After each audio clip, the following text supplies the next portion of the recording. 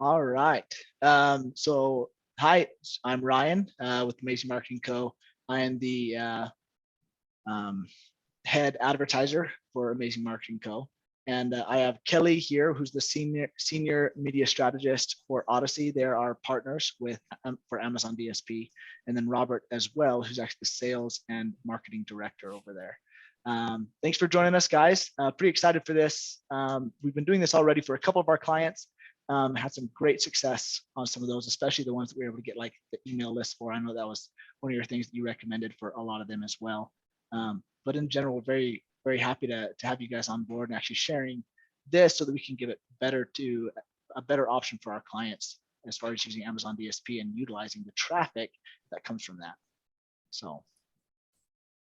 Thank you, Ryan. Really appreciate it. So as Ryan mentioned, we're going to dive right in. This is a overview on Amazon DSP. If you are an advertiser, if you are somebody on an internal marketing team, if you're another agency that works with Amazing Marketing Company and their vast portfolio and their vast knowledge to help grow the business, this webinar is for you. So first of all, Amazon DSP stands for Demand Side Platform.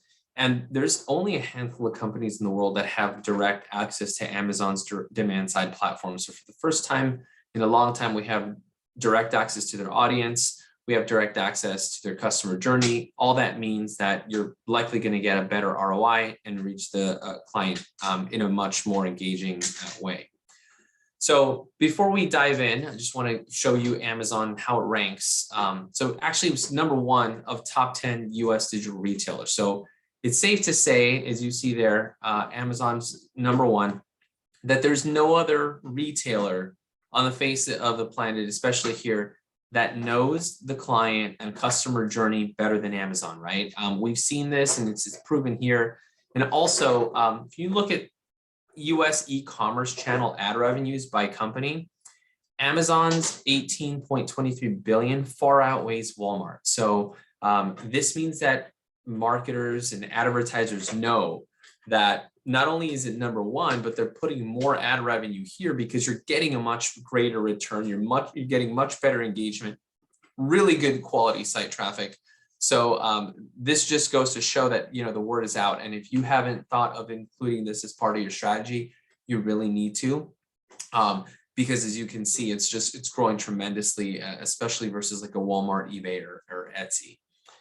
So taking a step back, the Amazon difference, right? What is Amazon DSP as a whole? It's a programmatic way to reach an audience across the web, both on Amazon and off Amazon through our publishing partners. So this extends multi-platform, multi-device, Amazon's first-party data, customer journey on and off the Amazon platform. Now, this program is for advertisers who both sell something directly on Amazon. And if you're an advertiser who doesn't sell anything on Amazon, you can still leverage this audience to get you in front of the right people. So as I mentioned, we're using their proprietary audience, which you can't buy through any other programmatic exchange. This is a walled garden. This is the only way you could get it. We have focused on conversions, right? We have the ability to provide lots of actionable insights and data to help not only your endemic campaign, but also help your entire marketing as a whole. As I mentioned earlier, we can reach across devices and formats. And then the actual exclusive and comprehensive supply, you can't get anywhere else in any other exchange. So this makes it very lucrative and very, very good in order to be able to take your marketing to the next level, and in an area most other of your competitors don't have access to. So switching gears, when we think about Amazon, we think about just Amazon.com, but in reality, Amazon has so many other properties like Echo, Prime, Amazon Home Services, IMDb, which is Internet Movie Database, Prime Wardrobe, Fresh, Whole Foods, Audible, Fire Stick, Twitch, which actually happens to be great for clients in the education segment. You want to get in front of somebody who wants to take online classes or education. Twitch is like the #1 platform for streaming and gaming. So great. It's a great way to get in front of the right audience. As I said, people using these brands. And what we've seen is that because of privacy restrictions, whereas more and more people are opting to not share their information because most of us transact largely on Amazon, and we spend so much time and money on Amazon and their properties. A lot more people tend to be able to and willing to share that information. So when you share your information with Amazon, which most people do, it really opens up the ability for Amazon and us to be able to target somebody in an environment where now they're seeing you everywhere using that first party data, using Amazon's customer journey data. So, if let's say Ryan had some camping gear on his wish list and I sell camping gear, that's the perfect person to reach, right? If he's watching shows about camping or going out in the wilderness, if he has purchased previous camping gear, if he's got some camping gear as a wish list, what better way to reach somebody than through this type of platform where, again, it extends both on and off Amazon. Let me jump in here, because this is one of those things that when I explain this to clients, like it like blows their mind, right? Because as a seller on Amazon, having been a seller, and having worked on Amazon PPC for years, the amount of information and cross data that happens here is incredible. Okay. When I first started to really learn about Amazon DSP, this excited me almost more than everything else, because I've been using IMDb for years. Like my wife and I, almost once a month, will watch some sort of free movie that's on there, right? And it's crazy to me how like things that are added to our cart that we haven't purchased yet, we get ads for. They show up as a movie, or not a movie, but a video ad, and I'm like, what on earth is this? And then we realize it's in our cart, and we go, oh my goodness. Same thing with Amazon Alexa. There's sometimes when like our Alexa will be talking. I mean, you could talk about camping. That's pretty much actually pretty much happened a couple of weeks ago. I was talking about a product that really excited me, and all of a sudden the ad started kind of popping up, and I was like, oh yeah, oh there it is again, and I was finally told I got to get this, like. And I realized it was most likely because, yes, my search history on Amazon, but also, I mean, correct me if I'm wrong with how this works, but Alexa listens to what we're saying as far as finding something that might be good for us as a customer, something that will help us have a better experience with Amazon. It makes it easier to find. Is that correct in how that information is used, or is that not correct? Well, because it's connected to the same internet connection where people do searches, if you're searching online for something like, where good camping grounds, equipment, etc., it can recommend things for you. It can't just listen to everything you're saying. It's against the privacy laws, but for some reason it finds some way to know that you're looking at camping, whether it's because you look for it online or you have something in your wish list, and it seems that way. But to your point, Ryan, it's the truth. Like if you have something in your cart and you're watching a movie on, let's say, a Fire Stick, or it could be, because remember, this is both on and off Amazon. You could be ready to watch something on TBS, and all of a sudden you get a commercial for some camping equipment because you have other camping equipment on your shopping list and you've been searching good campsites to go visit.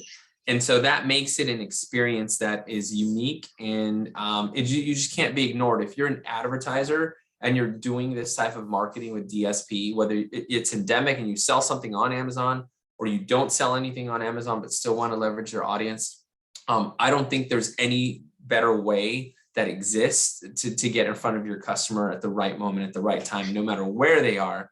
And as I mentioned, this is something that you cannot buy through an exchange. So this is something that you have to go through amazing marketing that is partnered with us so that we can get you that access. Yep, absolutely. And just to chime in, that's the beauty of this offering. If a brand is already spending money on traditional OTT ads, right? Traditional video targeting, why not test this as a pilot and leverage Amazon's data to get in front of your qualified and your ideal customers using their data? That's really the beauty of this. Yeah, and I've heard this before, and I've seen this pretty evident as far as what Amazon. I mean, Amazon is an intent to buy platform, and it's because they know what you like and what you're going to buy, right? And it's so much more powerful than a lot of other platforms that use just interest based, right? And they don't have a whole lot of other data to go off of unless there's those links back and forth. But Amazon, they have me down to a T. Like they know me better than I know myself in a lot of ways, right? And so this ability to use that information across different platforms to provide a better experience and purchase experience for the customer is fantastic. Yep. So if you're buying display, video, OTT connected through a connected device or online video, this is a very efficient way to spend those dollars. Yes, awesome. Sorry, I didn't mean to chime in there, but No, that's great. Thank you for doing it's, so. like I said, a lot of us sellers on Amazon, with our experience with DSP, it's like we've heard of it, but we don't understand what it means as far as like the branches, the ability that it has to actually just this wide scope, but within a narrow niche. It's incredible. It's absolutely incredible. That's absolutely right. And as Kelly mentioned earlier, Amazon DSP, that program of Amazon DSP, has three primary tactics. So display, and the display delivery is both on and off Amazon in brand safe environments. It's contextually relevant. And the three main inventory sources is the Amazon affiliated sites and apps, such as the logo soup that you just saw a while ago and all the Amazon properties, Amazon publisher services and apps, and then third-party exchanges. So really you're getting everything that is available that is significant online that's going to help drive site visits and awareness and revenue. The second tactic is streaming TV or OTT, which stands for over-the-top video. And this is delivered to actual TV sets, as Ryan mentioned. You know, when he's ready to watch something on TV, it shows up as a non-skippable 15 or 30-second commercial. 97 to 98% is the average delivery. So, you know, to have 97 or 98% of people watch that entire 15 or 30 seconds of a commercial, it's something that you will not be ignored. Your brand will not be ignored. The average frequency for OTT is 5.7, which is great. In a lot of mainstream media, the average frequency is between 3 to 5, 5 being on the higher end. But traditional TV can get really expensive. So this is a much better option that's, you know, infinitely better targeted. And so our four main OTT inventory sources are Internet Movie Database TV, as I mentioned, that's found through Amazon Fire Stick, Alexa, and that could be also accessed through many different ways. Amazon Publisher Services, and then ad-supported live sports. So this is what's great about this is you can actually have your commercial be in any live sports that support the ad, which is great because if you purchase live sports, it can be really pricey. But in this case, we're just including it as part of the program to be able to reach your target audience in the right place, right time. And then also on the news app on Fire TV, if that's who your target demo is, it can also show up on the news app. Think about how expensive buying news is. And so on traditional television, and you know, even if you buy it through traditional TV, people may not be watching it at that time. And so that's, I mean, it's a beautiful OTT offering. So the last piece of this beautiful tripod is the online video. So videos appear pre-roll, mid-roll, and post-roll. And that's within video content on websites. So a perfect example is if, let's say I'm on my local news website and I want to see the video on the weather forecast. Before that video of the weather forecast plays, I can see it. I can see your 15-second ad or 30-second ad right before I get my weather. If let's say I'm on CNN and I'm in the middle of watching a news story, then you know the mid-roll, it'll probably pause and insert your video. So there's a lot of great places that we can insert that online video. And then the delivery is very similar to in-banner video, and the average completion rate here is 55 to 65%, which is great because the average online video completion rate is in the mid-40s, low 50s. So you're still getting more viewability on average with this. And then the three main inventory sources are Amazon affiliated websites and apps, such as the IMDb and Twitch that we mentioned on display, Amazon publisher services, and third-party exchanges. So again, you're getting everything. Now, I'm going to pause to say something really important is that most of the advertisers who Amazing Marketing Company and we work with at Odyssey are already doing some form of display, some form of OTT, and some form of online video. So all you would be doing is increasing the effectiveness of those three tactics by being able to align yourself with Amazon, their audience, their customer journey, and being able to serve online video, OTT, and a display in a way that you haven't been able to target before. So again, most of our advertisers that are doing this with us now used to do it in the past. All they did is upgrade those existing programs and be able to unify it under one cohesive marketing campaign. All right, so switching gears into audiences. Audiences, obviously very important that we reach the right audience. And we're going to talk a little bit about how Amazon and Amazing Marketing and Odyssey work together to be able to really hone in on the right audiences. So first, I wanted to talk about audience targeting. It's obviously Amazon. They have all the audience targeting out there that exists. Advertiser audiences, you pick them, people who are reading the type of context that would lead them to believe that your product or service is the answer for them. Remarketing, behavior, lifestyle, and event, as well as something very unique called audience lookalikes. Now, I've seen programs before where they have audience lookalikes, but Amazon and Amazing Marketing, along with us here at Odyssey, are taking it to the next level. If you're wondering how, is that if you have an audience of at least, if you have a database, sorry, an internal database of at least 20,000 emails or more, we can take that database and do two important things with it. Number one, we can look at all of those 20,000 emails that you have there, and we can find with their email addresses, we can find their Amazon account. So if you think about that, if I am your customer and you have my email, now through this program, it can be tied to my Amazon account. So we'll know what I buy, how I buy it, what I pay with, of what times of the day I'm more receptive to ads or watching a movie where a OTT commercial could be inserted, online video, display.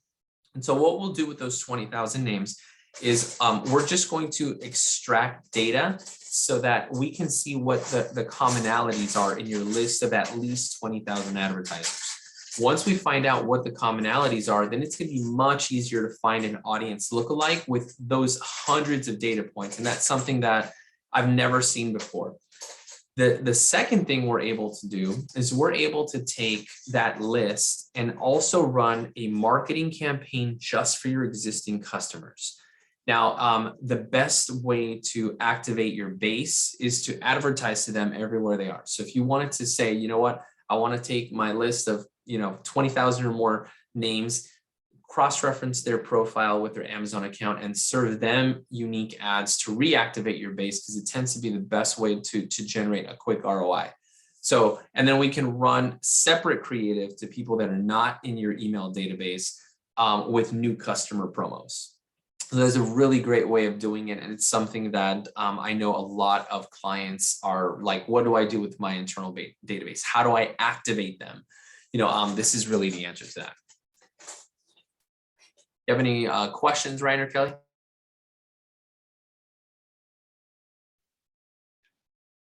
No, this is pretty straightforward. I do love how this ends up working, especially when you see the connection between off Amazon emails connected to Amazon accounts. That is such a big deal, right? So I love that, because it goes back to that kind of what we talked about earlier, like Amazon knows what I purchase. And so if it can connect those, it can target me so much more effectively than what potentially looks like two different profiles, right? It's taking two different things and saying, oh, actually it's the same person, and connecting the dots in that way. And it's very, very powerful for targeting. There's also something we can do. We speak with brands all the time and say, well, we have a target demo, but we need to think outside the box. How do we target people before they know that they need our product or service, or before they're going to need it? How do we get in front of them?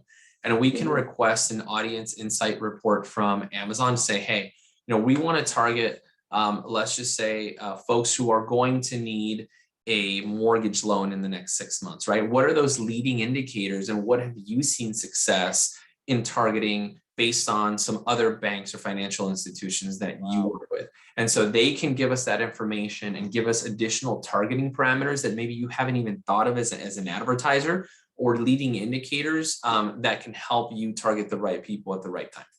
Yeah, that's incredibly fascinating. I didn't even think about it that way. I know that I've heard some of the lifestyle events to do things like, okay, if you know that they had a baby and you sell, baby clothes or something in that department, you can actually start targeting them at different periods as it's going from toddler and so on. So you can actually remarket to that individual. I've heard that being pretty effective for some of those. I hadn't heard what you just said. That's fascinating. That's very cool. So I just want to get into how accurate this targeting is. So in addition to all of these things, when you think about the location targeting, right now, most publishers and platforms utilize targeting that's IP address targeting. If I'm based in Sacramento, my IP address might look like I'm based in the city next door, which is Davis. So it's not 100% accurate. So even if you're doing zip code targeting, but it's utilizing a publisher that utilizes IP address targeting, there's still a lot of gray. It's still not exactly targeted. Well, with Amazon DSP, we see an average of an increase of 30% efficiency on location targeting because Amazon's actually using your full physical address and not just the IP targeting, it's using your full address. So when you think about most people have targeting through an exchange, it's 60 to 75% accurate. So there's some waste. Here, we can increase that efficiency by 30%. So even just switching your current either display, OTT, or online video to this program, we should see an increase of efficiency.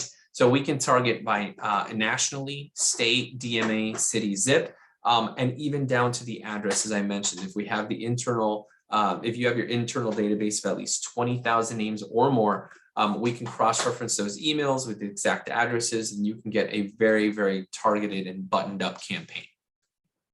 Awesome. The other increase that we typically see is we see an increase of about 44% in consideration compared to a standard demographic targeting. When we combine targeting with people that are in market, people who have a certain lifestyle, enter your customized audience, and then hit them during a life event, we see a 44% increase in consideration. So you take, not only are we upgrading your targetability because we're using Amazon's DSP, which is a walled garden you can't get through an exchange, then we give you a 30% increase in efficiency in targeting, and then you get a 44% increase in consideration. Now we're starting to stack multipliers on, and this is why this program just makes so much more sense.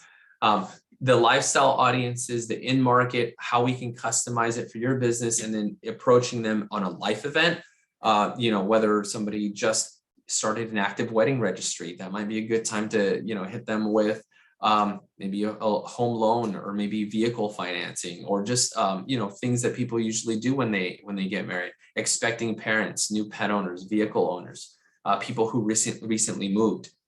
So when you combine all of this targeting and the previously walled garden, and where most of us spend most of our time and purchasing power in the Amazon environment, you get a space that is really highly effective. And most of the advertisers that we speak with have never heard of this, or have a few advertisers that are doing it now are so far ahead of their competitors because, again, you're tapping into these audiences that have been previously not available. And then you stack these multipliers on, it really makes for a pretty good campaign. And then the last piece is these customer audiences in tracking. We can track, we use pixels. We use pixels for conversion on your website. We also use pixels to say, okay, did somebody see a display ad or an OTT ad, didn't click on it, but still ended up on your website and still purchased something. We can track that influence that these ads are having on your bottom line, which people love.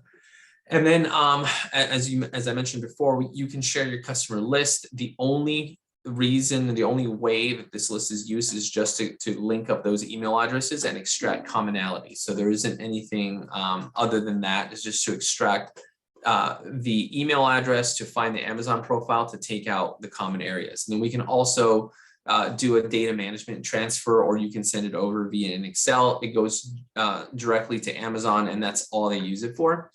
So again, we use it to reach existing customers. If you want to make a separate campaign for existing customers and activate your base, that would be really good for, let's say you have a new model launch if you're an auto dealer, or if you, let's say you have a new coffee flavor that's coming out. It's great to activate people who already know your brand. Reach those lookalike customers, and then obviously reach new audiences. So that is the customer audience, how we all tie it in together. So pretty simple, but significant and powerful. And so next steps, we're going to take questions in a second, but the next steps would be for you to connect with your amazing marketing agency consultant, and we can start the conversation and give you some strategy recommendations. We can look at budget allocation recommendations, advanced targeting options. And as I mentioned, we have the ability to advertise endemic and non-endemic companies for agencies and advertisers. Now, endemic means that you are selling something on Amazon. Non-endemic means you don't sell anything on Amazon, but you still want to leverage their audiences. So again, if you are an advertiser, if you are somebody on an internal marketing team, if you're another agency who needs the help of amazing marketing agency to take your small agency to the next level, this is all for you. We don't charge anything for the consultation.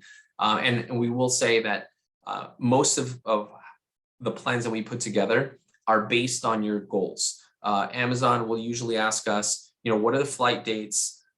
What are your target geo and demo? And then what are your goals in order of importance? Is it website traffic? Is it conversion? Is it sales? And then they will come back to us, and based on the level of people searching or in the market for what you offer, based on the level of competition, they will recommend budgets and they will recommend tactics and allocations. So even just getting that gives you like 70% of the answers to the test, because they know what works, right? They know how you need to organize these tactics in a way that's going to make them work for you. And you get all of that just by reaching out to Ryan or Amazing Marketing and getting the conversation started. So I want to open this up for any questions. Ryan has some questions that are most commonly asked. We're going to go through those, and hopefully those will help you also get some clarity on how this works and how you can get started. Sure. Kelly, do you have anything that you wanted to add as well before jumping into those questions? Yeah, no, I'm going to help with some of the Q&As. Okay. So I think, just leading into the Q&As, I think the best thing for Robert to go over is, and what we hear a lot from brands is, can I buy the DSP direct from Amazon, and why would I partner with another vendor? So which is funny because I want you to go into that as a precursor. It's one of the reasons why we as Amazing Marketing Co. aren't really doing DSP. We partner with you guys who are a DSP agency. Like your relationship with Amazon is significantly better than anything that I could hope to probably attain potentially in my lifetime. Right. And so, please go into that, because that is one of the questions that we actually get asked, like from our clients, is like, why don't you just offer this internally instead of doing it with a partner like Odyssey? Well, we get that question very often. It is actually one of our favorite questions, because the answer is like, you can try. It is hard to get a partnership. Yeah, it is. Because, before Amazon, opens up their doors to anybody, they have to truly know that and understand that whoever they're partnering with understands full funnel marketing. Whoever they're partnering with has very capable people that can help from start to finish. And not only that, but their level of service has to be on point with something that's world class. It's got the Amazon name on it. They're not just going to partner with anybody. And what that means to our advertisers is that you get the best of both worlds. We work with Amazon's team, who doesn't have the bandwidth to service every advertiser or every agency in the world, similar to Google. That's why there's so many Google partners out there, because Google doesn't have the bandwidth to service everybody the way that they need to. So the way that we work with Amazon is, we have a direct relationship where we can help the advertiser uncover what the budget should be, what their, what the KPIs are, how to optimize the campaigns, how to be a step ahead, and always be monitoring the market and competitors to always make sure that we're offering value beyond what any company or even Amazon itself can offer, because we're looking at things holistically. And then the other piece of this is that to work with Amazon directly, you need a really, really high minimum. And you need to commit to them it's tens of thousands of dollars per month, and whether or not you run a campaign, you have to commit those dollars to them. So there's very few companies or agencies who would say, well, wait a minute, I'm going to commit, $100,000 a month, but number one, I don't know if I have the clients. Number two, I don't know if I have, the clientele to meet that 100,000 minimum threshold. And, I've never used this platform before. I'm going to need people, and I'm going to need training, and I'm going to need time. And there's probably going to be some mistakes made until I get it right. And so why would anybody want to go through that if we already did that, right? So, and we have the ability to start at much lower minimums than what you would do even if you hoped to go direct. So it makes sense in, a multitude of ways. But then ultimately what it comes down to where the rubber meets the road is the quality audience that was, previously a walled garden, and the customer journey insights. We've seen Amazon be number one retailer online by a huge margin. They know how to convert interested people into purchases, and we're leveraging and tapping into that. Yeah. And then having the team and the dedicated person that's overseeing your account and making those optimizations with your amazing marketing team. We are a true team here, everyone that you see on this call. Yep. So Ryan and I do partner with the clients and the active campaigns. We are on speed dial with each other. We want to hit those ROAS numbers. We want to hit the KPIs that we established for the campaign. So you actually have a dedicated team, lower minimums with a dedicated team. Those are I'd say the two benefits. Yeah, no, absolutely. Totally on board with that. That's one of those things that a lot of our clients, when I explain Amazon DSP to them, and they're like, okay, how much do I have to spend? Right? What does this look like? Because on Amazon, when you're doing cost per click, it is the way in which you budget for cost per click advertising, the way in which you advertise for cost per click is different than this, right? And so a lot of sellers get this focus in their mind of, well, I'm only going to pay when it happens. And that's not how Amazon DSP works. You have to purchase essentially the advertising real estate before, like pretty much say, hey, this is our plan. We're going to be using this, so Amazon can get you involved with where you need to be, right? The audiences you need to be in front of. And it's not that way with Amazon cost per click, right? As far as the internal search term targeting that we do. And so that transition away from that to where it's like, okay, I need to actually set aside a certain budget instead of I can actually just use the internal budget that's associated with Amazon, right? Correct. Yeah. Ryan, you said something really important. This program creates the awareness that people need that's going to drive the demand that's going to help get you those clicks, both on and off Amazon. Because most people, don't know what they need until you show it to them. So this program is designed to target the right people with your message, create demand that's then in turn going to help all of your KPIs, your conversion, your cost per clicks, your website traffic, all of that will increase through this program. Yep. Yeah, absolutely. So with that kind of actually goes into a question that actually came on while we were doing this. So it's not one of the pre questions that we kind of had, but timeframes, right? I know that one of the things that we work on is, like I said, because there are minimums. So maybe we'll go into that. Like, what are the minimum budgets that we work with as a partnership for my clients? But what also are the timeframes to get that in a mindset? Because I've had some clients who have been confused about those timeframes, and they believe it's like a month by month instead of the way that it's actually budgeted, which is usually like a quarter, right? So if we can go over that.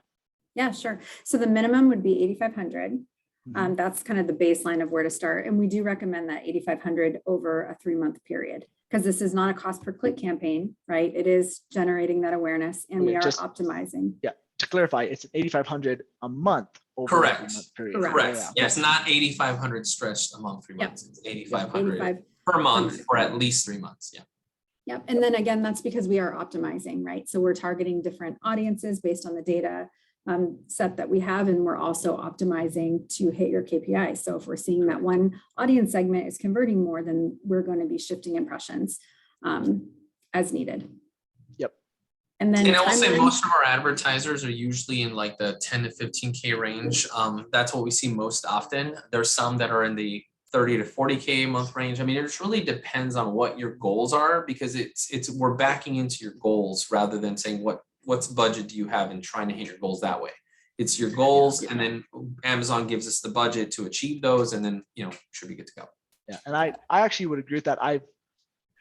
With our clients that we work with, when we've gone that route, instead of, hey, what's the minimum that you can spend, essentially, like what's the bare bones, when it's done the other way, it has actually been a much more effective campaign and experience for those clients. And I don't know if that's just because, you know, that client is necessarily ready to invest in that way, or what was it, you know, what was it? But I have seen that effectiveness just with like, okay, this is the strategy, this is what we're going to do. It's going to cost roughly, you know, $10,000 a month. So a 30,000 campaign in general, just for the first 3 months to do kind of the startup, to find out what the ROAS is that we can trend upward, that type of stuff. And those ones have always performed better. And like I said, I don't have a reason for that aside from the fact that it's like Amazon came back and said, this is the budget you're probably going to need to actually really reach this audience. And we've seen that effectiveness both on Amazon and everything. Yeah, I can share kind of the rationale behind that too, because when we're talking about awareness campaigns, right, how this is going to help your overall Amazon presence, what we're looking at is the total universe of, so here's the thing, that we got a really good audience, a good idea of who they wanted to reach, a great idea of what we were trying to accomplish. And then we came back with avails that showed the entire estimated audience, right? So there was enough frequency in the campaign, if that makes sense. Rather than going for a minimum, we were going for the optimal frequency to reach that audience based on the total universe of that audience. So that's, you know, that's what we see in any marketing tactic when we look at the total universe and making sure that the campaign has the right amount of frequency to hit that target. That's really when we see it all come together. Yep, so absolutely. Oftentimes we like to send back, we can say, here's the minimum, but here's what we would recommend. Here's what Amazon would, based on the entire kind of universe of who they're trying to reach. Yep. Yeah. And then I have seen that where sometimes if one of our clients did go for that minimum recommended, usually by the time those ROAS targets start getting hit, that client goes, oh yeah, put in what makes sense. Like keep this going.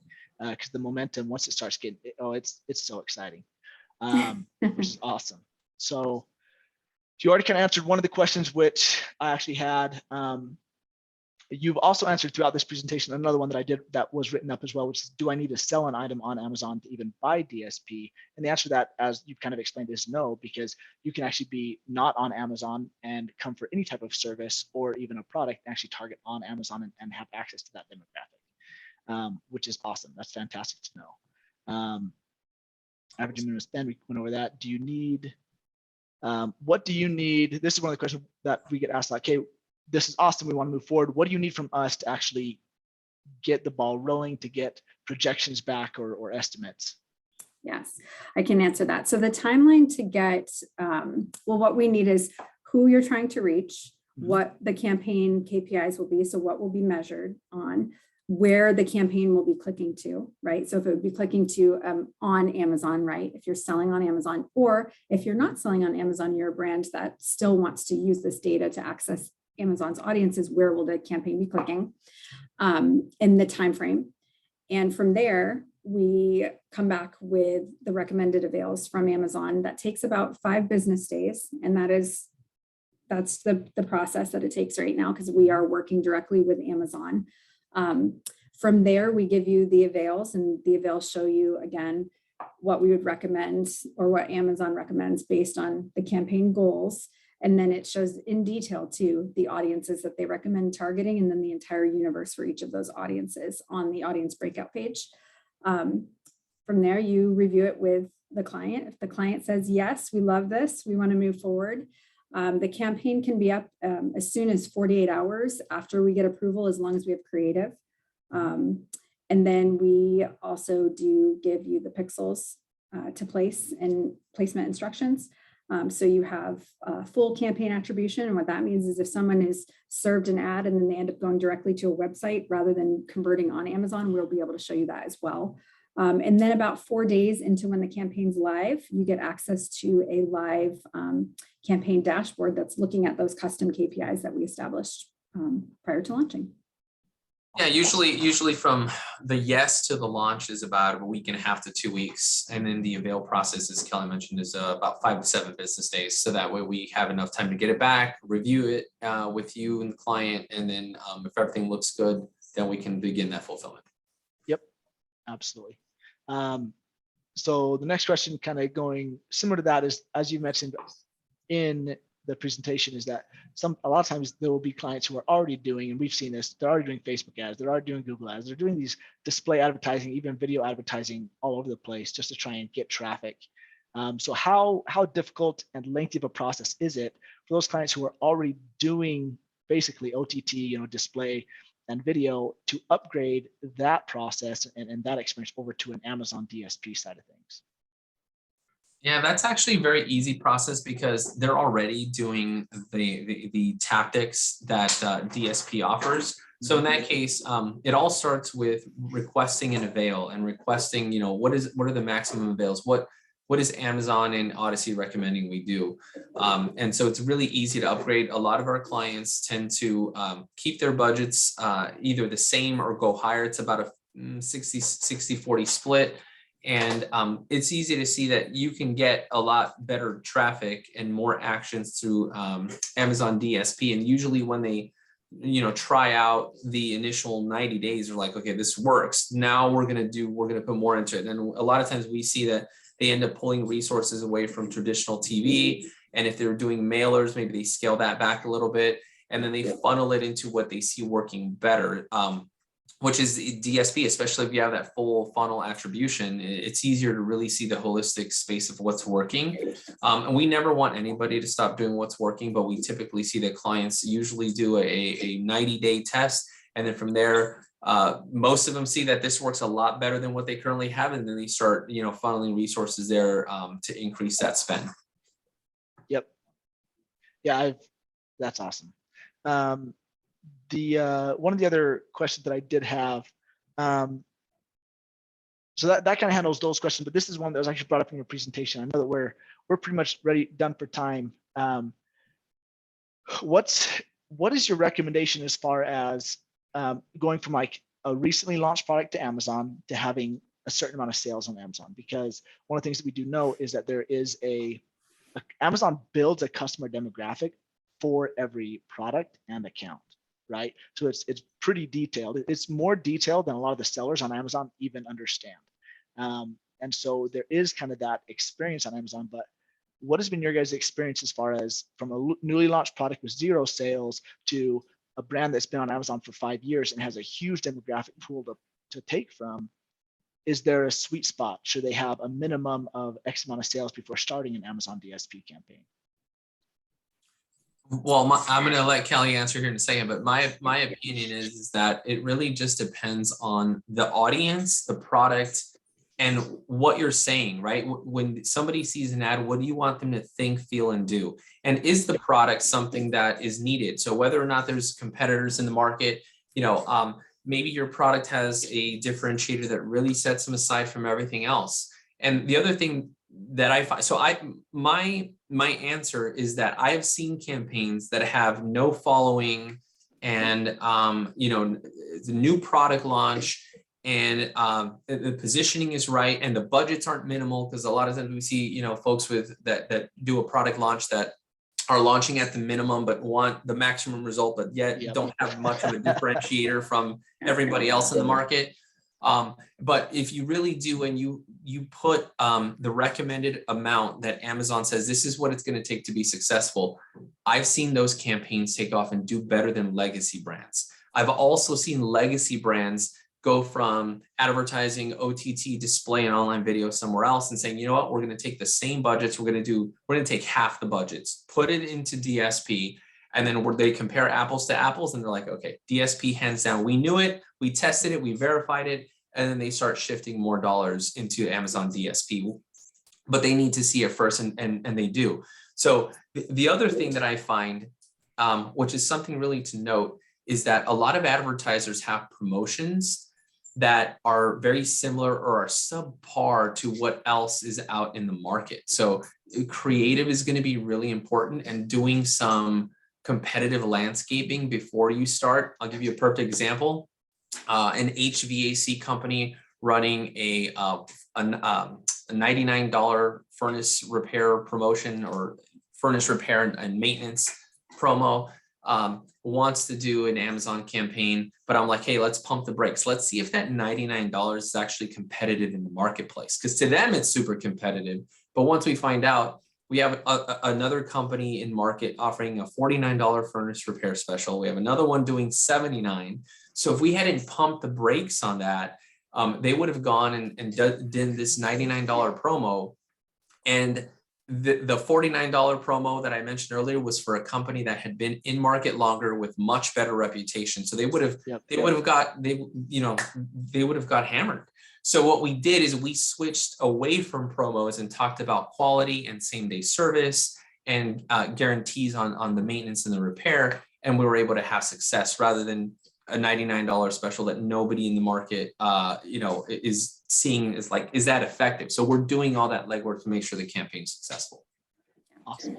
And I will add, so yes, I think doing your research for the creative and what the offer is all important, right? Because this is an awareness campaign, but I'll kind of take it a step back to advice for advertisers that are on Amazon, selling on Amazon, and we're directing to Amazon. Looking at your current customer reviews and your review strategy for your customers is key. That's the number one first thing to do prior to investing in the DSP campaign. Because if we think about us as consumers, when we buy on Amazon, what's the first thing that we do? We look at the reviews for the products. So brands that we've seen that do the best with DSP campaigns have a great review strategy. And some of them do just simple things as, when they're sending out their product, they offer a discount for someone to leave a review on the Amazon platform. And that just helps kind of build future sales. So I would say that that's definitely something to look at when you're strategizing. If you don't already have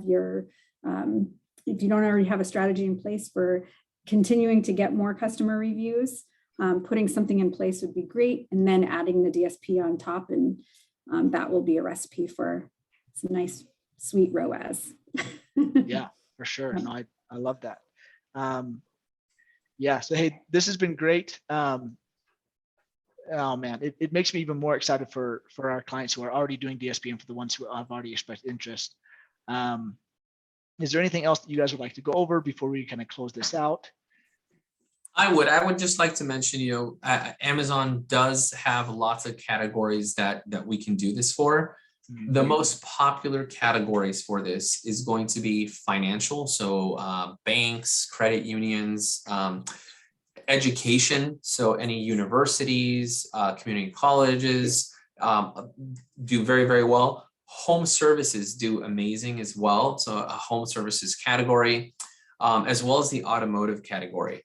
And I know there are some restrictions on Amazon, not saying that they can't do it, but we usually need to see the creative first and get the link to where clients are going to be sent to for anything in the medical category and anything in the aesthetics, like surgical aesthetics, alcohol category. There's some restrictions there. Do you mind if I interrupt here? So you're talking specifically about like the non-endemic and the endemic groups, right? So you're saying the non-endemic groups, these are the ones that are correct. Okay, correct. Got it. Yeah, the non-endemic, meaning you don't advertise anything on Amazon. Those are the categories that do well, and there are some restrictions, but they're not very many. For most advertisers, we can help them, but it all just starts with having a conversation with Ryan or anybody in the Amazing Marketing team, and then we can work together to make sure that we come up with a solution that's going to take your business and your ROAS to the next phase. Got it. No, that makes total sense. That's awesome. Well, great. If there's nothing else, we'll go ahead and close this out. Thank you for joining me for this. Very, very exciting. And cheers, I guess. We'll talk soon because I know that we have meetings and stuff, but this has been great. Thank you. Thanks, Ryan. Thanks, everyone. See ya.